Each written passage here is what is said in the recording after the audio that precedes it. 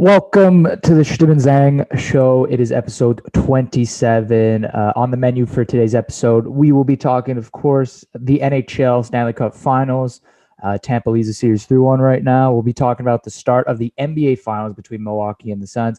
And, of course, we will be looking at UFC 264, where the main event will be Conor McGregor off against Dustin Poirier. But as always, this episode is brought to you by Chtib Fantasy, the best in-play fantasy app on the market. Pick 2 to 3 players in the NBA while you're watching your favorite teams and watch them make you some money. Hot Streak is matching your initial deposit as a bonus. So get Chtib Fantasy app now. Eric, it is the NBA Finals. We're nearing the end here of the Chtib Fantasy app. Hopefully, the app grows, but for now, it might be your last chance to bet on some of these last few games and make money. Exactly. So make sure you get on that, download the app on the App Store. But as always, before we get into the episode, roll it!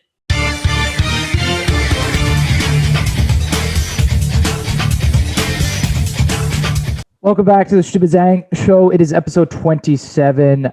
Today on the episode, we have quite the jam-packed episode. We have 3 big important topics.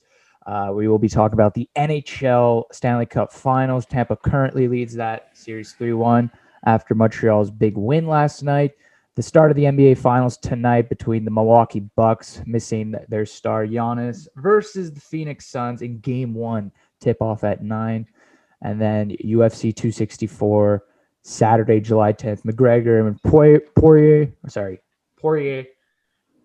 They finished their trilogy. So let's start with the UFC, Eric. Get that out of the way first, so then we could dive into the other important things.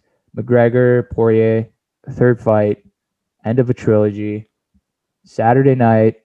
You know, people thought the fight was going to happen 2 days ago on Twitter, blah, blah, blah. But then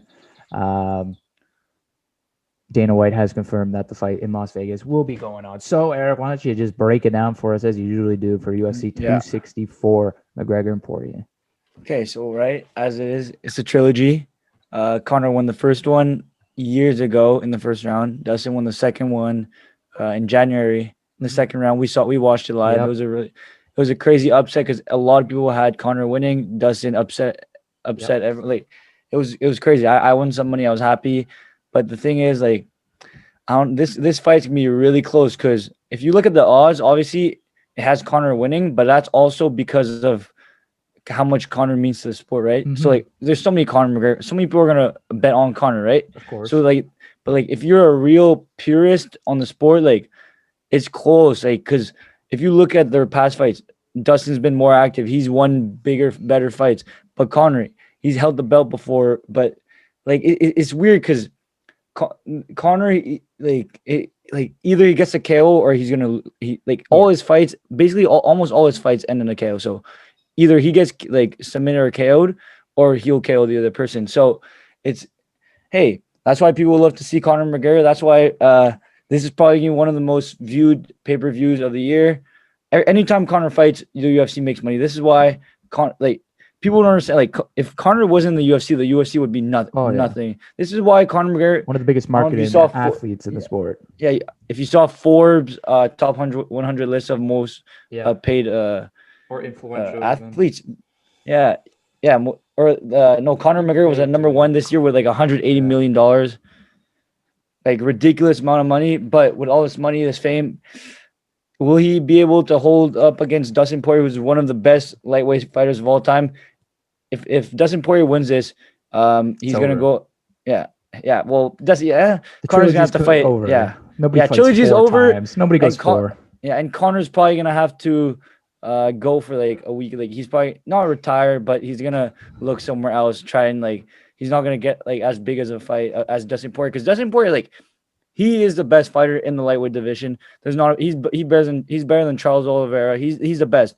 He doesn't hold the belt, but he could have fought for the belt, but he instead went for the money fight and went it up against Conor McGregor. So if you look at this fight stylistically, Dustin Poirier, he's a better grappler in my opinion. Better because he's good at grappling. He's better jiu-jitsu, everything. Striking wise, it's so close. Conor they both have power. Conor, before you showed a lot of people see Conor as a boxer, but Dustin's as good as a boxer. So to be honest, I have no idea. Like it's up for debate who's a better boxer. Some people might disagree. Like if you watch all their fights, I like Dustin better. So, but like Conor might be a I better know boxer. Dustin's your boy. He is Yeah, your boy. You put but money on Conor, him in yeah, the second fight. but Conor might be a better boxer. So it's gonna be a really good fight. So you said Poirier has his grappling. That's his biggest strength, Exactly. right, So on the floor. So what's McGregor got to do to avoid that while still using his strengths to his advantage at the same time? But the good thing with McGregor, he's very good at takedown defense. Even against Khabib, he showed that he's a really good takedown defense.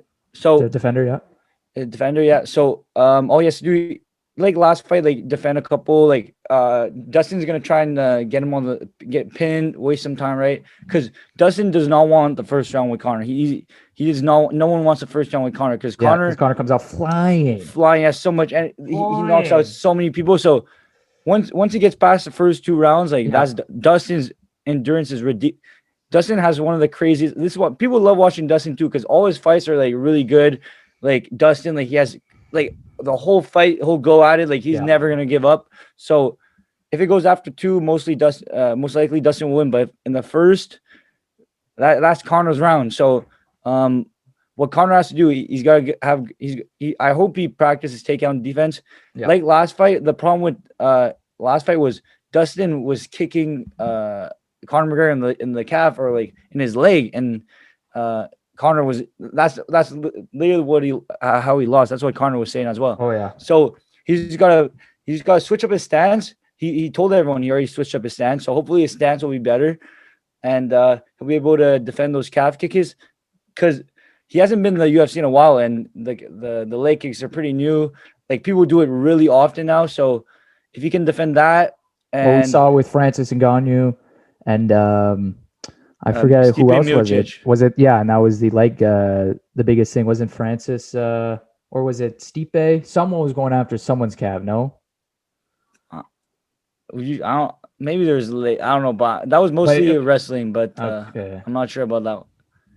I thought there was one fight where someone really got to their calf really got fucked up. That was because it was just like little hits. I don't know. That's what happened to Conor McGregor. Like Conor McGregor couldn't feel his leg after. That's why he lost, and he wasn't as mobile. And even when you watch the fight, Dustin Poirier against Conor, like you could tell Conor, like he just looked. He didn't look like Conor. Like he didn't have that aura about him. Like he had the shaved head. Like And then if you look, like he didn't look as badass as he usually does. He didn't look as confident. You know, like when you watch Conor, this guy's like his face is like he's ready to kill. So. It's very interesting. I'm very interested to see what's gonna happen in this fight because this fight they have a bit more beef than the last fight. The first fight they had a lot of beef. That was one of Conor's like first big challenges, and he beat Dustin. He got in Dustin's head. Dustin said, "Yeah, Conor got to my head." Yeah. Second fight, they're a lot more nice about it. Dustin won, and then third fight, let's see. Now they have beef, but I want to see in press conferences like how much beef they have. If Conor can actually get in Dustin's head this time. That's a big part of Conor's game, and that's what is what sells. That's literally what sells. Like the mental part and like the trash talking is what's gonna. I just feel like wasn't it at the end of the second fight where Conor lost and he was just giving all his respect to Poirier? Exactly. Yeah. So I don't get this trash talk. It's all like to sell the fight, basically. A bit, but what are they gonna trash talk? Like everyone's. Oh, okay. Well, so this is what happened. This is what happened on Twitter. Please let me. It was something about like Conor was supposed to donate $500,000 to Dustin's charity, and he never ended up doing it. Okay. And then Dustin like mentioned it somewhere, and then Conor got pissed. He's like, "I'm not doing the fight anymore." Blah. He got pissed, and he's like, "Okay, well, I'll do the fight." So like, and then Conor ended up donating $500,000 to a different charity. So, but he was supposed to donate to Dustin's charity. But so like, that's not really beef. I don't know. I just find it hard to market a fight. You know, beef and like the confrontation, that's what markets the UFC fight. That's what get the pay-per-views. So I just find how the hell are they gonna I mean, I know people are gonna love to see the third fight. Yeah, exactly. It'll be fun because I'm pretty sure these two are giving each other mad respect. Yeah, I know. At the end of the second one. Didn't Poirier give him hot sauce or something like that? Yeah, hot sauce. Dustin Poirier's hot sauce. Yeah, so I don't know. But the thing is, they don't even have to because it's Conor McGregor. He's gonna like Conor McGregor sells pay-per-view. Conor McGregor on the paper, buy it will it, sell. yeah. You don't even have to like just like Conor McGregor's a big enough name. Like For sure. like the only not gonna lie, like if Khabib came back from retirement and fought Conor, I'm telling you Oh that my God. that would be crazy. One of the But top 10, yeah. Grossing no, ones. it's literally the most viewed. It's one of the biggest fights of all time. No, Like but a rematch though? yeah, the rematch was by far the biggest. I'm telling you. Oh my. So, In Russia? oh my God, yeah. Imagine no, but I don't know. But even this fight is gonna be really big because that. Rocky Balboa style. Yeah. Everyone's cheering for the American at the end, or Oh Connor at the end. yeah, yeah. But yeah, it's a trilogy fight. He says it's gonna be a big fight. Oh, really big. It's gonna put the argument to rest. Who's the better fighter? I guess. Because this is a big thing when it comes to head-on-head. Who's better? They look at their fights in general. No matter if like McGregor comes out and it's a quick first round, you're not going to discredit Poirier as the worst fighter because it's just a fight and something didn't go his way. But anything can happen. The numbers won't lie. McGregor would have won the trilogy, and that's all that matters in the end. Not how it was done or how fast it was executed or how poorly the other player or the other fighter was, and not himself. Yeah. This is it. This is the no more trash talking after this. Yeah. But yeah, go ahead. Yeah. I'm just saying, do you have a prediction for this fight if you had to throw one out there? Man, I don't know. It feels like I like Conor McGregor, but his aura that you were talking about, it seems like he's lost it over these past few fights. Yeah. And hold on, he's lost to Poirier the second fight. Can you give me his last four after he won? What was his last win against the Cowboy guy? Okay. When he broke the guy's nose, that was like so he fought Cowboy, but don't forget Cowboy. This guy's like on a 6-fight. This guy hasn't won in like 6-7 fights either. So who do you play after that though, McGregor? No, so it was the last fight was Dustin, and then Cowboy, and then before that it was Khabib. Okay. So after he lost to Khabib, he didn't fight for like 2 years. Yeah. So he's been very inactive. Yeah, it just seems like you're right. There's like something that he's missing that I'm used to. Is this Conor McGregor? And then even before the Khabib fight, he lost to Floyd in the. Well, so like he lost to Floyd. I wouldn't count Floyd. That was more of an experimental thing. But the Khabib one was big, man, because Khabib one's a destruction. Khabib will be the best. Like he's retired now, but even if he comes back, he will automatically be the number one. Oh yeah, he's one of the best UFC fighters of all time. Just UFC fighters. So there's something that I agree with, that he's lost this aura, that he's lost this sense of confidence that he's once had. I like Poirier. He won the last fight. I just don't know enough about UFC to make a deep analysis. But for the third fight, oh my God, I'm gonna go with McGregor. Okay, there you go. You have a lot of people on your side here. I don't know. I like McGregor. He's good for the sport. I think. Don't forget this one. If McGregor didn't exist, UFC might be like. Who knows where the UFC would have been? Yeah, no. I didn't even know about Conor McGregor until he popped off about the UFC, and that's when I really like. Oh, okay, the UFC is all this martial arts and stuff like that. So he there's a lot of people that started watching the sport because of him, and he deserves a lot, McGregor, from the sport. And I feel like he's underappreciated a lot, especially in the money talks. Because what was his contract that he signed? I don't know about his new contract, but he had an old one where he was underpaid a lot, and people are saying, "Oh, this guy, his next contract, he should ask to be the highest." Oh yeah, he could. 100%. He could. Like, he could ask for so much money. Because it's not just the best fighter; it's like how good of a marketer. It's how good you can market the fighter. Don't forget, UFC is a private company too. Like everything is literally just like it's more open than like. Dana White's literally like the face. Like Dana White's the one that does a contract. So like, it's like if I don't know, Gary Bettman was like actual for sure, you know what I mean? Like Dana White bought the UFC when it was nothing, when it was a joke, and and boxing was taking storm and stuff like that. And now he has reached the top of that type of business, right? Mixed martial arts, fighting, whatever. He UFC is at the number one top spot. So you got to thank guys like McGregor and fighters that could get marketed and bring a lot of notoriety and attention to the sport. Can you think of other guys? McGregor, who would be right under McGregor? Even like John Jones, not that much, not anymore though. Like if But you who would be hear, up there? Who's up there that like markets the sport really well? You know, big so name. so I don't know. You know, like Chael Sonnen's a big trash. He sells a lot. George St. Pierre, Oh back in the yeah, day, back in the would day. he would sell a lot. What about current now? Not really. Like I No, don't know if you know Francis Kobe, Ngannou. Like I Francis don't Ngannou, because he's fighting like Kobe Covington. I don't know. He know. talks a Okay. lot. Like Kamaru Usman. Like, he's not So as I'm big as. guessing, yeah. So I'm guessing McGregor has like, if you're telling me this, then McGregor's definitely the number one guy. Oh yeah, 100% the number. Yeah, he could Like easily get paid the number one. He should ask oh for it, no, he could but I get think he paid might be like done soon. I feel like he might be done soon. yeah, McGregor. most likely for sure. So yeah, we'll definitely see that tilt and how it goes down. You have a Oh yeah, prediction, obviously. You have yeah, Poirier, of course, yeah. your guy. I'll go Poirier. And what? Well, how many But it's not. rounds? No, it's not What's it gonna be? It's not Poirier's my guy. It's just like You like him though. I feel like you I like him like more than Poirier. McGregor. I like Connor too, but I prefer Poirier for sure. So I'm gonna say, and also like What do you say? How many rounds? I'm gonna say like Poirier and I think Poirier is going for a TKO in 3. TKO in 3. Yeah. Wow. Man, because like you're right. If McGregor doesn't come out in this first, then I'm gonna say McGregor by decision, by split decision. By split decision. Yeah, he wins. I think it's gonna go all the rounds. I think McGregor's been to decision like 0 or 1 times in like this guy never goes to decision. So he either gets knocked out or knocks people out. Yeah, so I think his only decision is with Nate Diaz, and he won by yeah. I just think Poirier is gonna look defensively in this fight, especially early on. Fair. And I feel like who knows if McGregor tires himself out and then Poirier takes over. But like you said, Maybe. McGregor's defensive on the ground. We'll see. It could last a long fight. I don't know. But I think there's gonna be a lot of boxing. It's not gonna be. Hey, listen, I'll take the lowest. I'll take the best odds or the worst odds, whatever, to go to decision.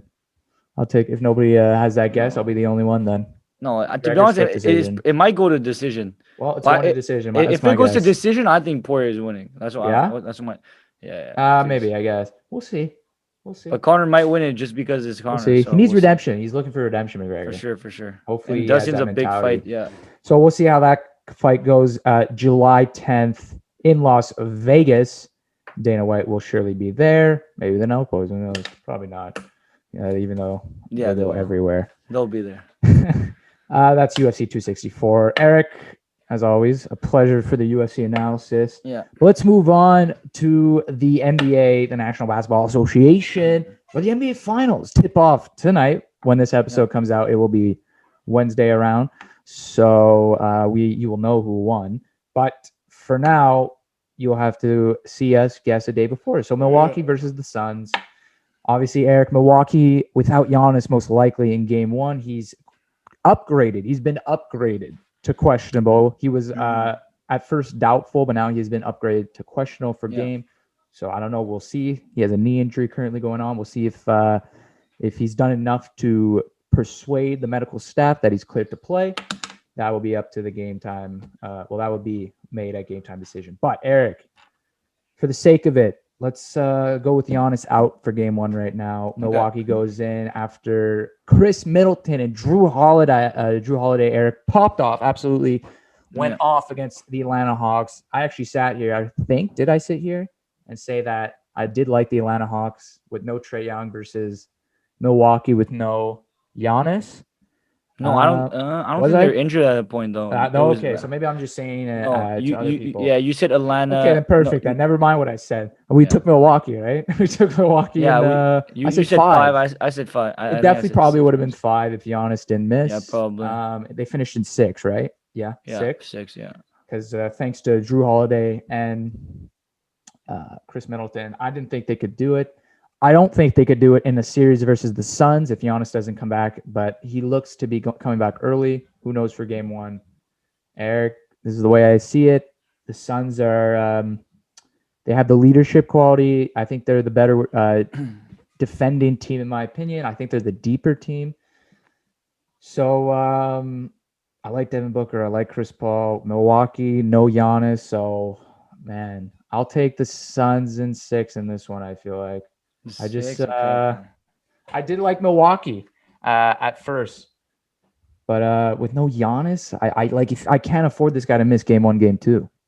Because this is not the Atlanta Hawks. This is the Phoenix Suns, Eric. Chris Middleton and Drew Holiday. I don't think those two could do it if Giannis is out further than game 2. Fair. Okay. My opinion. If I had to throw a prediction out there, I'm telling you, I'm very confident. I feel like it's going game 7. It could go on game 7 for sure. I think it's going game 7 for sure. Even I know Giannis is a big factor, but even without Giannis, I still give a chance for the Bucks. Like because it's a good chance. I just don't know if they can get it done. Because Giannis is definitely going to play. Yeah. I feel like Drew Holiday is going to be a tough matchup for Devin Booker for sure because Drew Holiday's defense and his veteranship. So I'm gonna say this is tough. I'm gonna say Suns in 7 still. I think Chris Paul is a reason why they'd win. Yeah. Even Devin Booker too. Oh yeah. So, but I think it's going game 7, and it's literally gonna be very close. And I wouldn't mind neither team winning because on one side you'll have Giannis winning. Yeah. I'm gonna be very happy for Giannis. On the other side, I really want. If Chris Paul wins this, like this is so you don't understand how good this. Oh my God, one of the best point guards to ever play the game. Oh yeah, even now it's already really good. Just making the finals with this Suns team that's been sucky for like so long. So, like just the fact that he's made it so far, he's showed that any team he gets on is gonna be really good. Any team competitive he gets on, for sure. for sure. So if he's able to win it with a Suns team, like it's gonna be incredible for his career. So I'm gonna say Suns in 7. I mean, Chris Paul he's one of the only point guards left in the league, like a classic point guard, right? From what we saw, like a Stockton or something like that. He's kind of one of the last point guards in the league that play that type of game. Now it's just going to be, the Steph Currys are going to take over, 3-point shooter, Trae Young. Like it's going to be a lot of perimeter shooting point guards now in like this athletic league. Point guard. Chris Paul has the IQ, he has the skill, he has the leadership, he has the experience, and like you said, he plays that old style generational point guard that's not seen anymore in this game. Like the point guard that plays good defense, like a bunch of steals, like 18 points, 10 assists, like, dish out the ball. Yeah, exactly. So great leader, and like you said, I think everyone. Every NBA fan except Milwaukee fans kind of want to see Chris Paul win this championship. I'd like to see the Suns win the championship. Yeah. Eric, originally I think I took Milwaukee to win the finals. Okay. I knew it was going to be Milwaukee. It's just the Giannis thing scares me. I really was like, they're a different team. Unless you're Charles Barkley and you think Milwaukee's better off with Giannis because Drew Holiday is this unleashed monster now. He's a good player, Drew Holiday, but they're not facing the Atlanta Hawks anymore. With no Trae Young, this is a Phoenix Sun team that has beat LeBron, AD, that has beat a Denver Nuggets team, swept them, and then beat the Clippers. Obviously, with no Kawhi. I still think if Kawhi came back, this is a LA Milwaukee finals. But, I think you could say maybe the Lakers were their toughest matchup, the Suns, and they're probably facing. No, they're definitely facing their toughest matchup in the finals for sure. Yeah. LeBron and AD were injured. So will it be a surprise for the Suns? I don't think so. I think they know what they're walking into. Yeah. They're facing a big team, a lot of firepower. Chris Middleton, Drew Holiday, Giannis. But Suns, man, you look on their side, you got Devin Booker, who's having a hell of a playoff run. Chris Paul, DeAndre Ayton. And then they have great defenders. They have Crowder, who can still shoot the three. And their team's better rounded defensively. And that's why I think defense wins championships. So I think tonight's going to be a low-scoring game for sure. I think the Suns still win. I think it's going to go under like under 217 around. That's my prediction. Fair. Under 217. Maybe. Something like that. Tonight for sure. But this is a big game 1. If Suns couldn't go up game 1, and then they get ready for Giannis to come back, probably game 2, I would assume, because he got bumped up to questionable. Yeah. We'll see. This is a didn't you say Suns? Yeah, you said Suns in 6. Did I say Suns in 6? I might want to change that. Suns in 7 too. Okay, fair. I think it's Suns in 7. I think this could be a long series too. Yeah. So I'll It's go gonna, Suns in 7. I think. this gonna be a good. This Milwaukee team took Nets to 7 and beat them. I was Yeah. impressed already with that. So you still have to give credit to Milwaukee for sure, and they're able, even without Giannis, they're able to beat a pretty bummy Atlanta team, but still they're able to win. I like the Atlanta team. People call it bummy, but I like that team. No, Low-key. they're good, but bro, they have But yeah, no they're playoff not. experience. They have Yeah, no playoff except like Lou Williams. that's a good So team. yeah, I not don't know bad, about but Lou not Williams next year, but definitely not a finals no. team for sure. Not a contender. They still need, like, they're all Oh very yeah, young, so they still have to like get some experience for sure. But if you look at this matchup, like Brooke Lopez, DeAndre Ayton, that's gonna be a really good matchup. yeah, for You look at sure. Chris Paul, Drew Holiday, good matchup. No, like I mean Drew Holiday and And then it's probably gonna who's be Devin watching Booker. Drew Holiday, Devin Booker? You think? Yeah, Yeah, and Drew then Holiday, Devin Booker, and then who's it? PJ Tucker, PJ whoever he's Tucker. defending. Probably like I don't know, like Suns they have Mikal Bridges, like even Cameron Payne's been really good for them. So like I think I think I'm gonna be taking defense. I'm going to take the better defensive team in my opinion. That's fair. That's fair who. for That's sure. what I took because they're really two good teams with good Mm. good offense. But I will take the better defensive team to give the Suns the edge. Yeah, in my because opinion. if you look at it, it's no coincidence that last year Miami made the finals last year. Utah had one of their best seasons when they had Jay Crowder on their Yep. team. Like Jay Crowder is very good in the playoffs. Yep. Celtics had one of the best teams they've ever had when they had Jay Crowder on the team. Like Jay Crowder is a very good playoff performer. Yeah, he's a great defender. He can make shots, three, and yeah. he's just that gritty. He could create a run. Exactly. And he's done it multiple times already in the playoffs, especially against the Lakers, against the Nuggets. He's created runs on his own. But man, just Jay Crowder, part of a small collective of good defenders, guys who know their roles. Yeah, for sure. And then you rely on the Booker and the Chris Paul and the Ayton to carry you, you know? Exactly, in the clutch, for sure. For sure. And then, yeah, just the defense will win you the game. And that's why I'm taking the Suns in 7. I still think Milwaukee, some games will come out. Giannis will eat up, and Chris Middleton will eat up, and Drew Holiday maybe will have a good game. So, but defense in the end wins you championships. And that's why I'm taking the Suns for sure. I think what they've done in the playoffs, what I saw in the third round. Yeah. But it's not that Milwaukee has a bad defense. It's like, if you watch the Brooklyn series, the one I watched the most in the Brooklyn series. Yeah, but like obviously they can't defend Kyrie's healthy. Like there's no Milwaukee in the finals. Kyrie comes back and that series is over. Okay, but don't forget, James Harden's injured. But even Kevin Durant and Kyrie, come on, tell me those two couldn't beat them in Game 7 or whatever it was. Yeah. I'm telling you, if Kyrie's healthy, it is the Nets in the final. No, yeah, you can't discredit that. Like we said, it was karma. What happened to the Nets? Fair, yeah. And Milwaukee deserved it. I'm just saying, let's be realistic here. Yeah. Kyrie plays one of the best point guards in the league. I don't know. Suns still have holes in their game for sure, though. It's not like they're a perfect team. Like they're still really the same team with the addition of Chris Paul. Exactly. So. And that's the same team that didn't make the playoffs last season, even though they went 8-0 on the bubble. It's literally the exact same team with a better Devin Booker, better Mikal Bridges. They got Jay Crowder and they got Chris Paul. And motivated fucking Chris Paul, of course. Yeah, right now. Sure. You see what he did with his coach, where he's freaking out and he doesn't want to. He doesn't want to accept the idea of him going to the finals.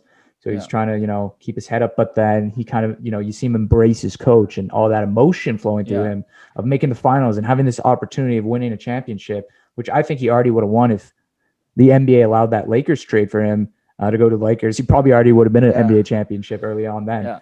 But the league acts that. But he has a good chance now, a great chance to cement his first bout Hall of Famer, even it's already cemented, even though it's already cemented. Mm-hmm. An NBA title. He's never won, right? So no, he's never the first time in the finals. So yeah, that would just cement his first bout Hall of Fame, one of the best point guards in the league.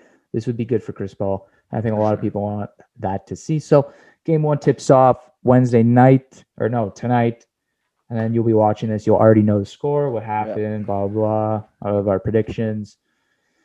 So we can move on now to the NHL, Eric, where the Montreal Canadiens survived the Tampa Bay Lightning. Yeah, survives a good word. 4, thanks to Josh Anderson, capped off the OT winner on a 2-goal night.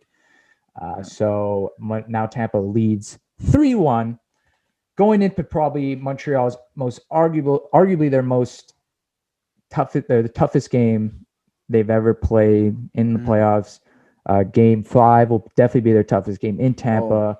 It's a big game. It's a game. Game 5, 3-1 is a big momentum shift. Eric, this same game 3 series ago, right? One, 2, 3. Toronto Maple Leafs. I was calling the Canadians out. Yeah. And they played terrible Montreal against the Leafs. It was 4-1, I think, then 4-0, 5-1. Listen, let's be honest here. It is 3-1.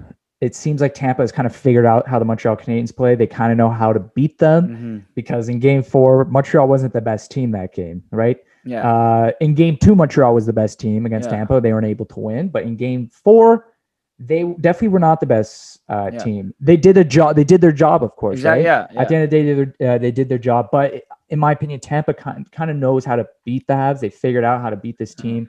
But Carey Price has had his best game of the series, so hopefully, he can kind of heat up here going into game 5. This is going to be their toughest game they've ever played in the playoffs so far. Yeah. Tampa does not want to go back to Montreal. They do not want to go back to the Bell Center. Please, like that is so clear in their head. They're going to want to win it here on home ice. Yeah. So Montreal's got to come out ready. Ducharme made lineup changes. Evans, who else?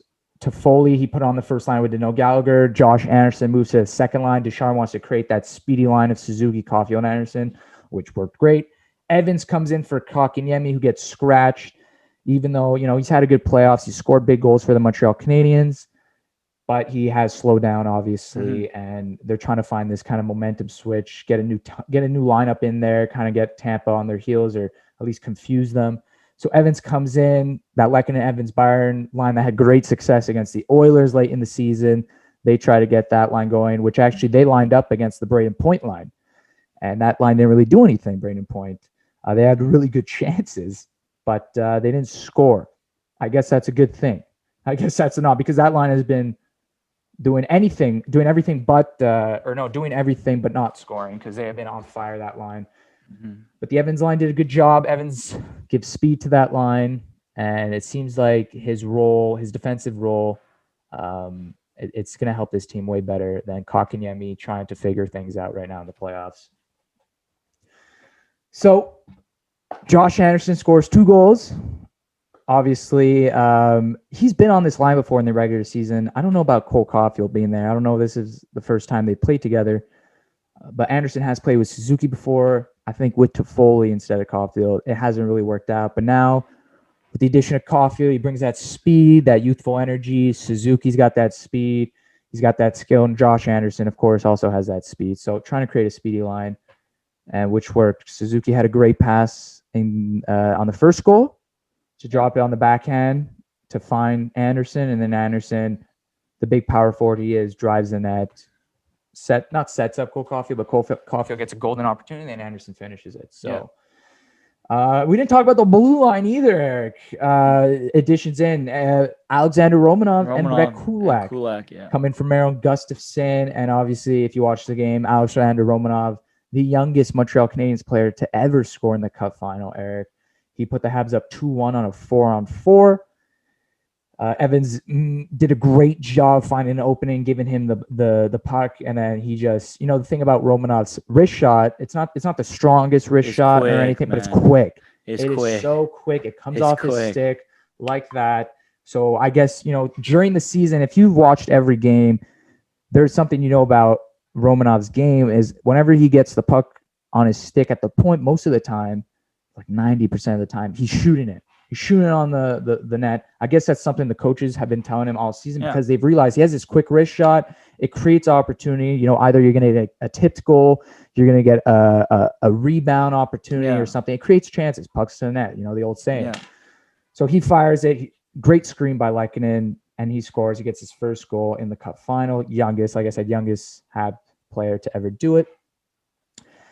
Eric, it was kind of, a lot of fans were kind of angry at Ducharme that Romanov didn't make it into the lineup earlier because he brings that puck moving side to him. He brings that physicality, that was much needed. And John Merrill looks so inconsistent in this playoffs, Eric. Obviously, I guess Duchamp tried to go with the experience, but now he has decided to go with the youth and to bring that energy to the lineup, much needed. So yeah, he scores his first goal. Kulak had an okay game. You know, he had an assist on the first goal.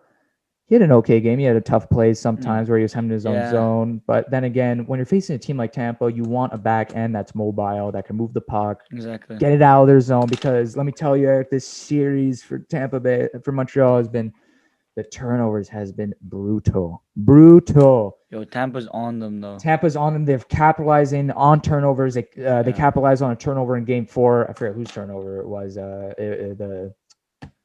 The Ryan McDonough play there where he passes it, he draw passes it to tie the game, right? At 2, was it? Pat Maroon, yeah. Or no, not a Pat Maroon. I think it was the first goal. Okay. Tie the game. That was a turnover. The Pat Maroon goal was a turnover goal. Yeah, the Gaudreau goal, yeah. And Kulak was on the ice, even though Kulak was interfered with by Pat Maroon, and Pat Maroon ended up scoring the goal. The turnovers, they got it. They like in Game 5, they got it. Oh man. They're going to have to play a tight defensive game in Game 5 because if they start turning the puck over in Tampa, I mean, it's going to kill them, and it has already killed them this series. So, like, Eric, Montreal's mentality, I say they go into it, you know, whatever happens, happens. You know, we give it our best, just play a good game of hockey because, in my opinion, I think Tampa has figured out the Habs. And if Montreal somehow strings 2 games here, I really think it's just that magic that's rubbing off right now, because I really do think the Lightning have the Habs figured out, have their game plan, know how to play them. Yeah. The cycle. I mean, what have I been saying against all these other teams? The Jets, the Vegas Golden Knights, Toronto. I mean, you know, don't let them cycle the puck because they'll kill you. And Tampa's doing that. And of course, with their skilled forwards, they're able to do it better than the other teams that Montreal's faced. So that has been definitely trouble for them. Again, we're facing a team that's $18 million over the cap, right? So, you know, you take that with a little grain of salt. You know, Dougie Hamilton says it. I said it when they got eliminated, and I have to agree with them. At the end of the day, we are losing to a team that's $18 million over the cap, and that's it. At the end of the day, you could say whatever you want. It's like say we're salty, whatever. Yeah. That's facts. That's not you know, and hypotheses that we're coming up with. Like that's facts. They're $18 million over the cap. So obviously this is the team to beat in the playoffs. I don't know. What have you thought about the series? Like you took Tampa in 6, I think you had them? No, I'm Montreal in 7. Oh, you did take Montreal in 7, yeah. You took Montreal in 7. Yeah. The first time you've taken the Habs. No, okay, but this is how I see it. Because Tampa, obviously, like if you just look at talent-wise and how every game, Tampa, like they get more shots, they get more opportunities. They're more, they're just they look like the better team. But as you said, they're $18 million over the cap. Like they have better players. Yeah, like every player is probably, if you compare, they're better than Montreal's players. If you go line to line. Yeah, but don't forget, this is hockey. This is also the Stanley Cup playoffs. Of course, as I said before. You get not lucky, but you get like a good chance. You finish your chance, and like you not luck, but like if the hockey guys are with you and like you tuck it in, like it's all about momentum, confidence. Like we can talk about tic-tac-toe all day. Like we can talk about like they gotta do this. Okay, cut down the turnovers. Like obviously easier said than done. Yeah, sure. Obviously, it's easy. Yeah, for sure. But like just cut down on the turnovers. Yeah, hopefully. And just keep Montreal's playing good though. Like it's not like they're playing. They've been playing really good. Like Game 4, they got outplayed. I'd say like they played got a good game, but they did their job defensively. Yeah. But they got outshot, and Tampa definitely was in their zone more than Montreal. But it's not going to happen often where Montreal is going to get way more chance. Like they're not going to get way more. This is the narrative. Chance. Like this is the real like this is the realistic situation that we're exactly like Tampa's going to move the puck better. Montreal just got to capitalize on their chances. Like that's all it is. Like just got to capitalize on their chances.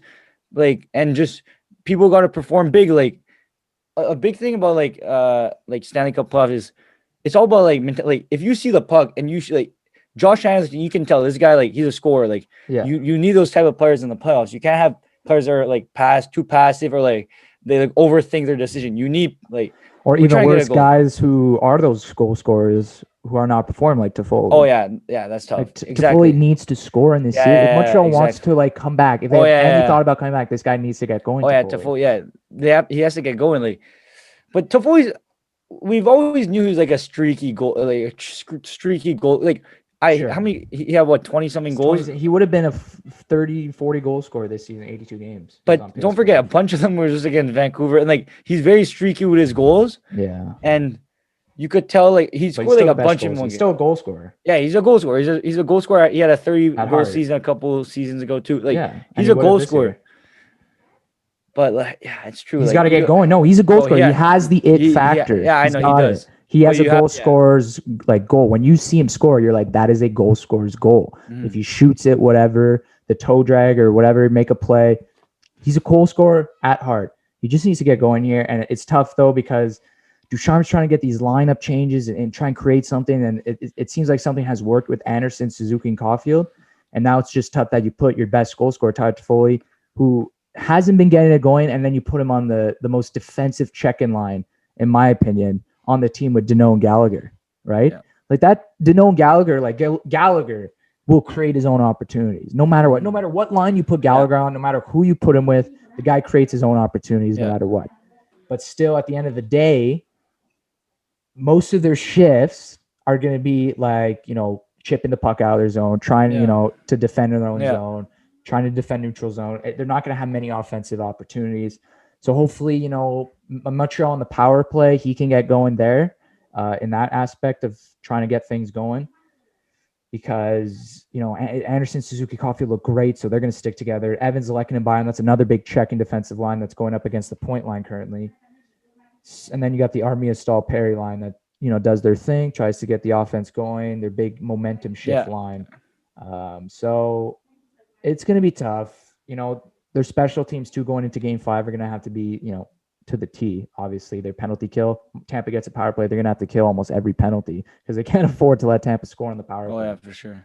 And I was shocked. Did you see that? They had a 4-minute power play at the end of the game, basically. And they had like 3 minutes left in OT overtime. too. Like, man, I was there. I was like, my heart sank when they took those penalties. I was like, no way are we going to lose on a 4-minute fucking power play.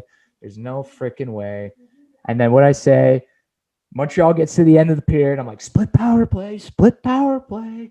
Everyone watch out. It's a split power play because as we know, split power plays don't favor any hockey team. So thank God, though, Montreal's penalty kill is really good. And obviously, Carey Price, Eric, had his best game of the series. Your best penalty killer has to be your goalie at the end of the day.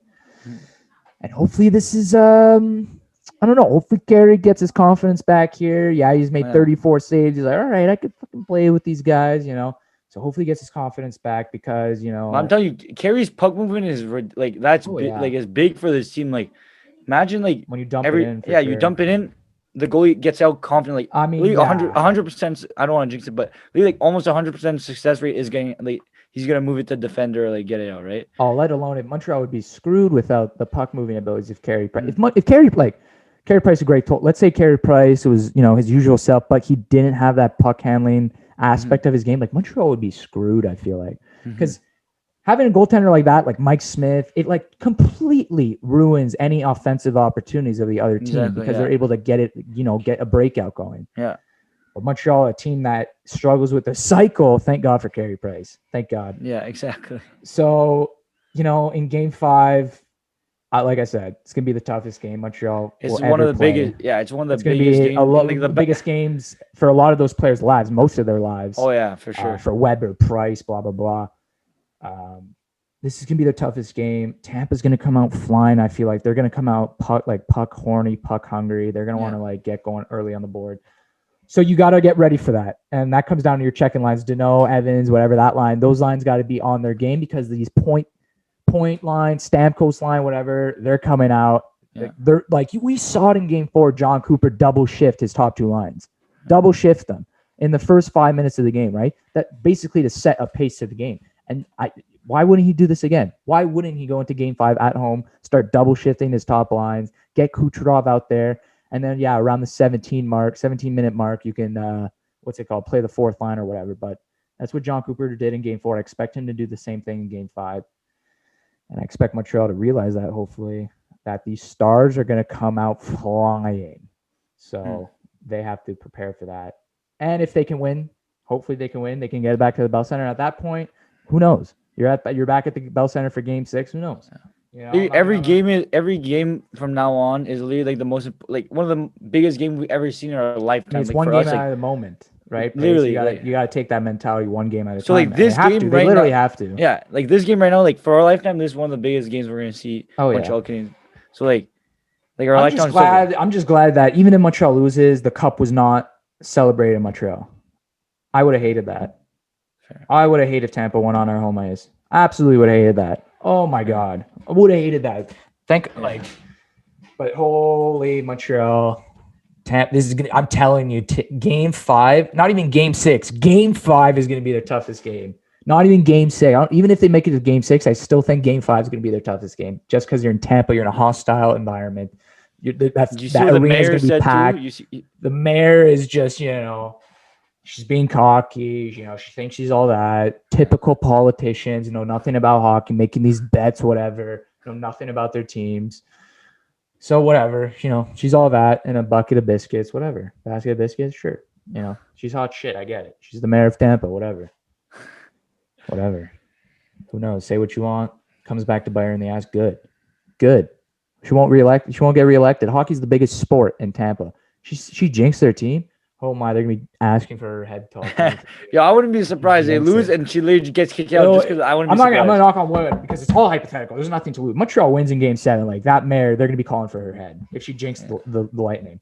Because Tampa, you think of the good, a Bucks team with Tom Brady. They have a good baseball team. Tampa Bay Rays. Tampa Bay Lightning is the primary sport. Hockey is the primary sport in Tampa Bay, which is kind of crazy. In Florida.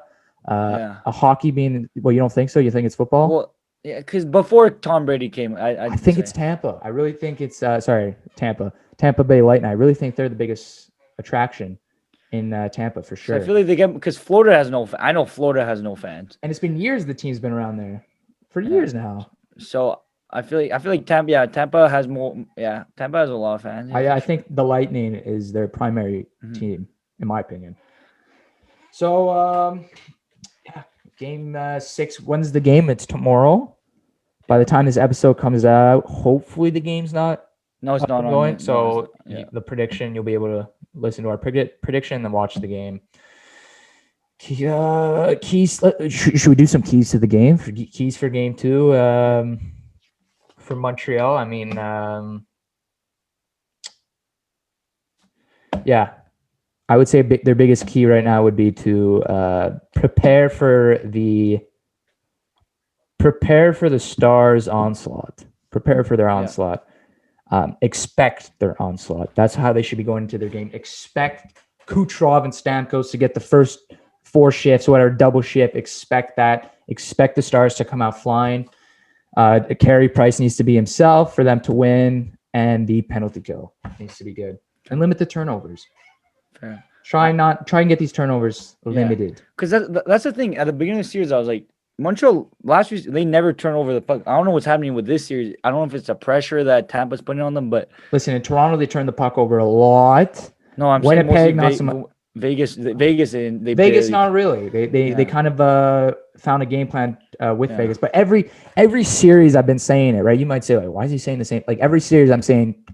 Watch the cycle, watch the turnovers, because that is something teams know Montreal struggles with down low, and they're attacking it. And you saw Toronto do it, but they blew a tire. The Jets were like nowhere to be found in that series. So that wasn't whatever. That was just a slap around the Winnipeg Jets.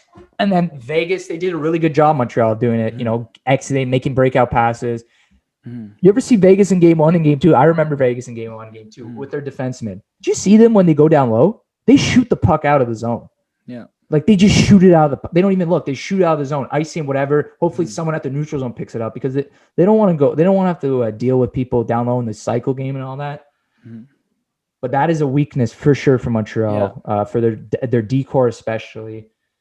So, yeah, those would be the keys for my game. For Tampa, it's very clear. Play the game you've been playing all series, but I'm not going to do their keys to the game. Yeah, but the key, to me for Montreal, it's defensively. I think their key is, if you look at most of their goals, it's a lot of Their mostly goals? cross crease. Yeah, mostly right now it's mostly cross crease. If you look at Pat Maroon's goal, but it's mostly sometimes when Tampa moves a puck, like when they get in that slot, because they get that puck in the slot so easy, especially on a power play. On power Like, play. they move Because it it's so Point. cleanly. Because you got Braden Yeah, Point there. And you got to respect Braden Point. yeah. But it gets so scary. I don't know what they can do. You just gotta stay in formation, take your man, block And the hope shot, and block just the pass. fucking Yeah, play. exactly. It's just so scary. And then off, like, it's mostly like you just gotta stay structured. If you stay structured and like Carey Price plays his game, that'll be fine. Offensively, what seems to be working most of the goals is like mostly like crashing the net. Like you see Josh, like just like get up pucks on net. That's what Romanov like just crash the net. Like keep going at Vasilevsky. Make it a Get hard time. Bodies in front of Vasilevsky. Yeah, I don't know screen why, like, Vasilevsky. he's great. I know Vasilevsky's good, but you got to get bodies in front of this guy. Yeah. You saw he let in a goal from the point. Like, Yeah. that should be one of their biggest things. Get these point shots to on net and get bodies in front of that. That could be the biggest thing. And of course, there are times where Montreal were cycling down low really well against the Tampa Bay decor, and we're controlling the pace, especially on the 4-on-4 where Romanov scored. They were controlling the pace very well then. So, and don't forget, Vasilevsky's like 6'6". A lot of big goalie. He's a big goalie. With the thing with tall goalies is you don't see that many like great tall goalies, right? You know why? It's because that 5-hole is open. Like it's too sometimes it's too open. Like they haven't really like it's not like an obvious thing. Like it's not an obvious thing. He's just too good. I think he's good. That's the thing, just go right? 5-hole on him all the time. But there's a reason why 6'6" goalies aren't always the best. Like if you look at all the great, they're like just like 6'2", like average height. That's just a really tall goalies. So I don't know what it is. They just gotta figure it out. Listen, they gotta get bodies in front of them. That's what you gotta beat them, because Montreal, like, they're a team that scores on the rush, and that's why you don't see a lot of that. But if they can set up in the zone, because that's what Tampa does. Every time they enter the zone, they don't score on the rush. They set up and they work you down low and they tire you out, and then that's it. Then their stars just start laying onto you with their shots and stuff like that. So hopefully I can see an aspect, like, listen, I'm not asking you to play like the Tampa Bay Lightning, because if you try and do that, you're going to lose on the ice. Yeah. But you can see there's some aspects of their game that you can do against them that has worked. Cycle the puck down low. That Perry, like the Armia style Perry line is notorious for cycling down low. And it's working for them because they're big guys who know where each other are at all times because they practice, and they create offense doing so. Even if it's a point shot, they got bodies in front of the net because that's an experienced line. It's just tough for the Suzuki Caulfield line and stuff like that, and Danault line, because that Danault line's not really in the offensive zone as much, right? So there's not that many opportunities where they're screening Vasilevsky, because there's not many times they're in Tampa Bay zone. But the times you are, try and set it up. Yeah. Try and work it down low and get bodies in front of Vasilevsky, get point shots, whatever, laid onto the net in game 5. Because you have nothing to get. You have to get pucks on net in game 5. Yeah, you have to. You cannot go like you did in game 4, 8-0 in the first 3 minutes, and you have to, hope Carey Price is himself. You can't do that. Come out, get early shots, test the guy. No matter, who cares if it's a flimsy shot, whatever. Get shots on net, get face-offs, get the play going, get set up. Work it down low, Chtib, like we said, get body. They need bodies because Tampa, that's how they're beating Price. Bodies. Or, Price is letting bad goals. He hasn't had the best finals. He had a good game. Hopefully continues. But get bodies in front of him. And that all starts with working the puck down low. Well put. Hopefully that's what they do. Hopefully, because they can do it. They got some good checking guys. For sure. But it's just, some of the lines are skilled lines that score on the rush, like the Anderson lines, speed kills, so that's good. A speedy line, I get it. You're not going to work down low with Cole Caulfield and stuff like that. I get it. And that's the skill line. They could do that. But some of these other lines, Lehkonen, Evans, Byron, especially, like fundies. Remember the fundies. Don't try and be don't try and pass it. Don't let Vasilevsky get in your head. Don't try and force a pass event or a pass that doesn't exist. Just have good quality shots, hit the net. And I'm telling you, the puck will end up going your way, and that's it at the end of the day. But we'll see. It's going to be tough, really tough for Montreal. For sure. I expect this game really tough. So we'll see what happens next week, Eric, in a week's time. I don't know what the Stanley Cup Finals is going to look like. It might be over, right? I don't know. Most likely it could be over, even if it goes to 7. I think it's still think that's like next week it would happen already, right? Yeah. Maybe not. I don't know. Yeah, because I game think 5, the game series, 6, I think the series is coming to an end next episode. Yeah. So either we'll fucking celebrate or we'll Yeah, talk about next exactly. season.